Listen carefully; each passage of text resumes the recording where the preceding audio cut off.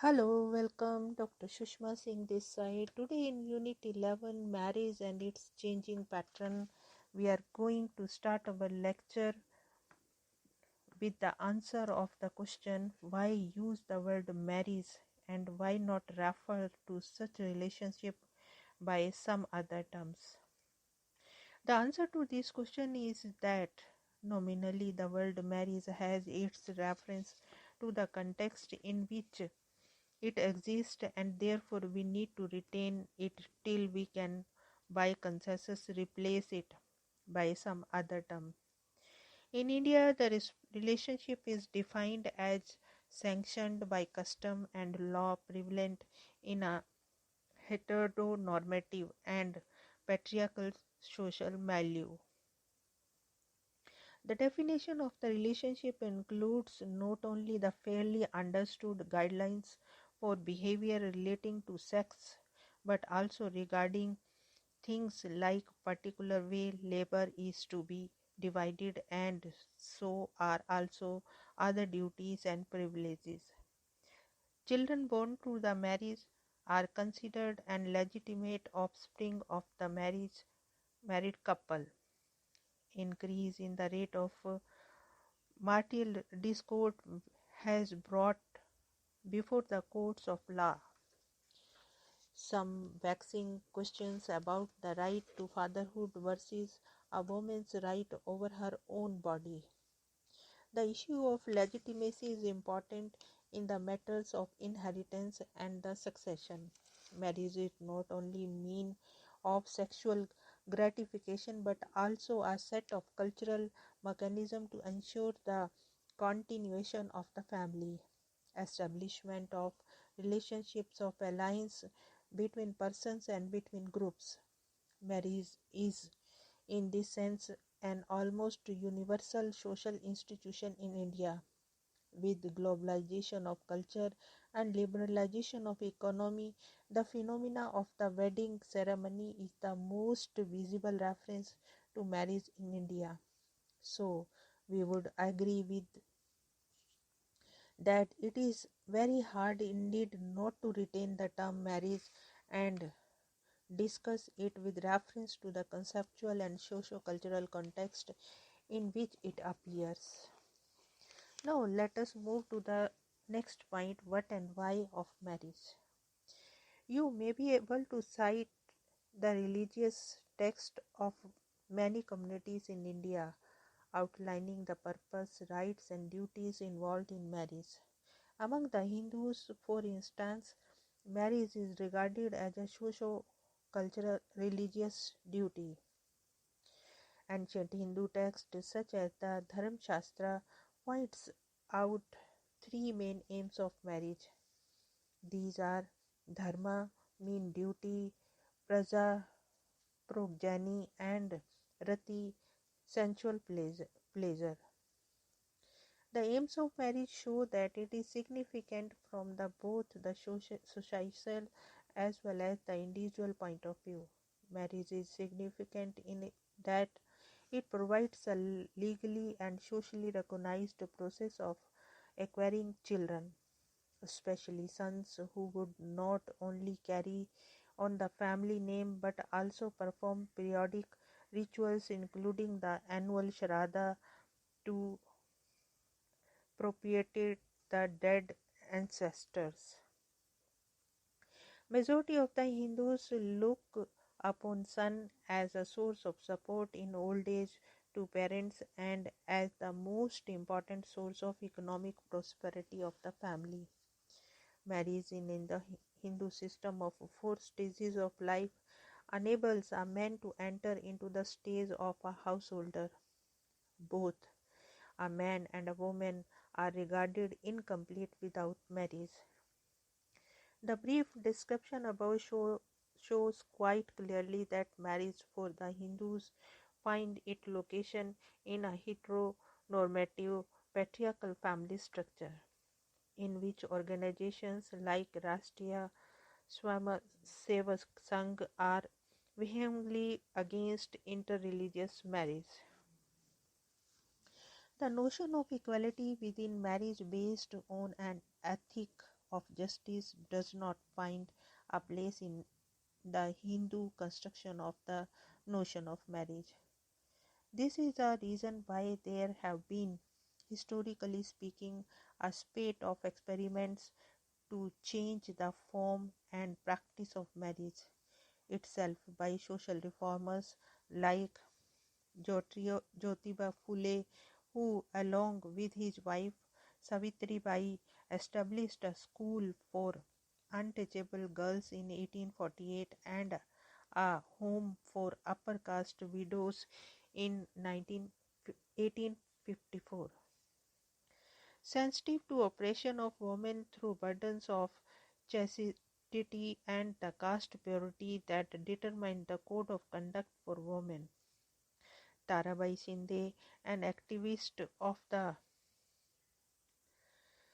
Sahitya Shodhak Samaj, followed in the footsteps of the Phule and wrote a critique of gender relations in her piece, Stri Purusha Tulna. Shinde commented on sexual economics of marriage and prostitution and considered them as two sides of the same coin. Not only in the Western India, E.V.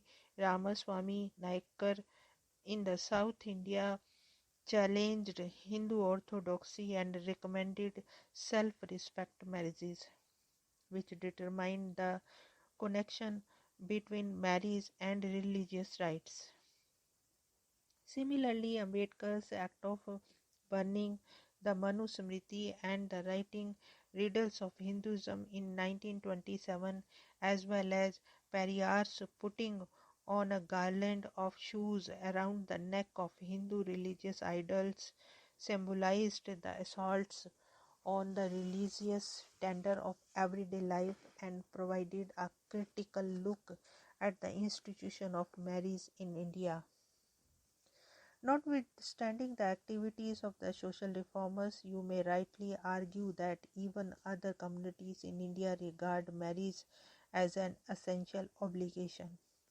Islam views marriage as sunnah, an obligation which every Muslim must fulfill. To bring yet more evidence of churning of ideas about marriage, you can refer media reports that in the case of Muslim in India, the All India Muslim Personal Law Board on 1st May 2005 issued a model Nikahnama. This shows the board's commitment to initiate social reforms and rooting out of social evils. The model Nikahnama gives cognizance to the rights of the wives to food, shelter, clothing, medical treatment, and maintenance, and declares dowry as a crime. The document focuses on the present school and college going generation, though still continuing with the institution of triple talaq. The document makes divorce the last resort. Christianity too, like other religions, holds marriage as critical to life and emphasizes the establishment of a mutual relationship between husband and wife and adhering to their duties to each other. You can further argue that marriage is significant as we find that only a very small percentage of men and women remain unmarried. According to the report of the Committee on the Status of Women in India, only 0.5% of women never marry in India. By and large, girls in India believe that marriage is a woman's destiny. Marriage state is desirable and motherhood is a cherished achievement for most of us in India. You would find that only a very small percentage of men and women remain unmarried by choice. Despite the near universality of marriage among Indians, we find that goals of marriage are changing in general and for the urban and educated sections of the population in particular. A clean reference for small size family has replaced the older notion of the family with a large number of children, especially sons being the source of status for parents. On the individual level, younger couples view marriage as a relationship for self fulfillment rather than primarily for procreation. There is also a strong protest movement among the Dalit women against the caste and gender violence and against the legal recognition of only Anulama marriage, where upper caste men marry or live with the lower caste women, and not Pratiloma ones, where women of higher caste marry or live with the lower caste men. Reforms among the lower caste and Dalit communities include rehabilitation of women and men married to divinities like Khandoba and Yalema C. Somavamshiya Mitra of 1st December 1908 and 1st July 1909 about the marriage of the Shivobai Lakshman Jadhav, a woman married to a divinity. An activist, Ganpotra Hanumantra Gaikwad, had set an example by marrying her. While discussing marriage and its changing pattern in India, we cannot ignore what is occurring at the level of marginalized communities, and therefore all such details as mentioned above need to be incorporated in our discussion of marriage in India.